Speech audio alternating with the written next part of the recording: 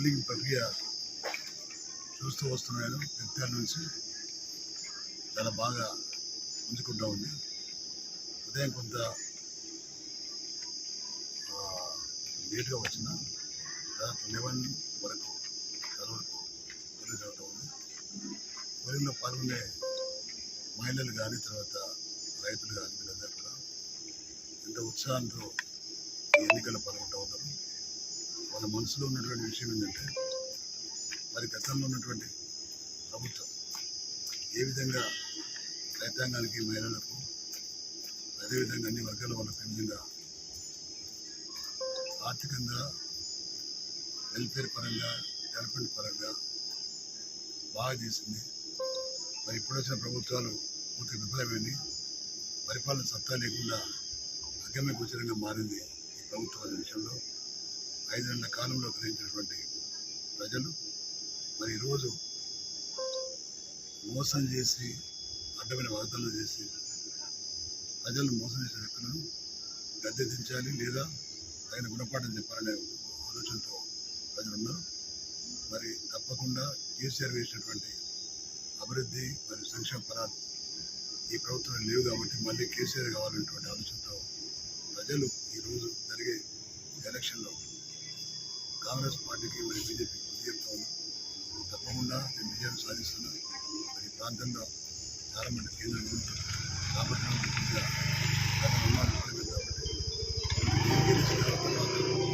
ఈ ప్రాంతానికి అన్ని రకాల కేంద్రాలు తీసుకొచ్చి పూర్తిగా డెవలప్మెంట్ చేస్తానని చెప్పి నేను భావిస్తున్నాను. ధన్యవాదాలు.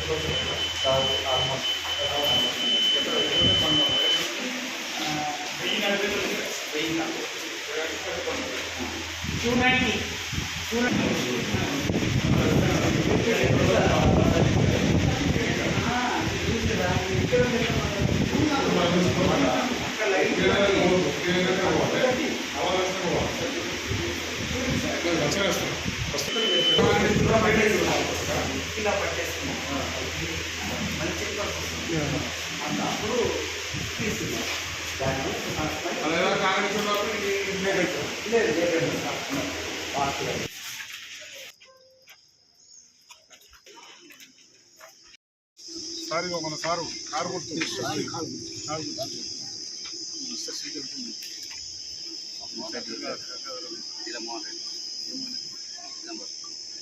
సినిమోహన్ అక్కడ బాగుంటుంది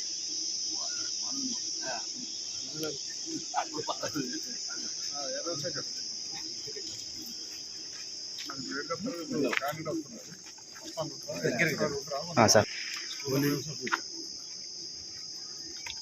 పోలింగ్ ప్రక్రియ చూస్తూ వస్తున్నాను. వ్యక్తుల నుంచి చాలా బాగా పుంజుకుంటూ ఉంది.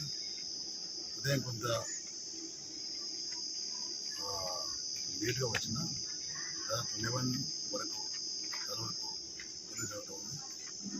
పోలింగ్లో పాల్గొనే మహిళలు కానీ తర్వాత రైతులు కానీ వీళ్ళందరూ కూడా ఎంతో ఉత్సాహంతో ఈ ఎన్నికల్లో పాల్గొంటూ ఉన్నారు. వాళ్ళ మనసులో ఉన్నటువంటి విషయం ఏంటంటే మరి గతంలో ఉన్నటువంటి ప్రభుత్వం ఏ విధంగా రైతాంగానికి మహిళలకు అదేవిధంగా అన్ని వర్గాల వాళ్ళకు ఏ విధంగా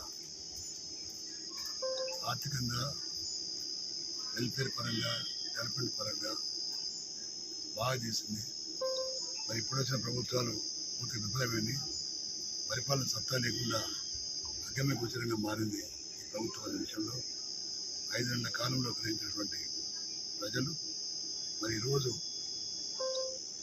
మోసం చేసి అడ్డమైన వాగ్దానాలు చేసి ప్రజలను మోసం చేసిన వ్యక్తులను గద్దె దించాలి లేదా తగిన గుణపాఠం చెప్పాలనే ఆలోచనతో ప్రజలు ఉన్నారు.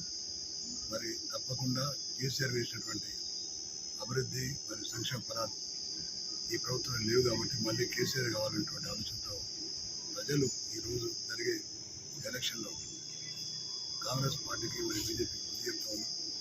తప్పకుండా నేను విజయాన్ని సాధిస్తున్నాను. మరి ఈ ప్రాంతంలో చాలా మంది కేంద్రం కాబట్టి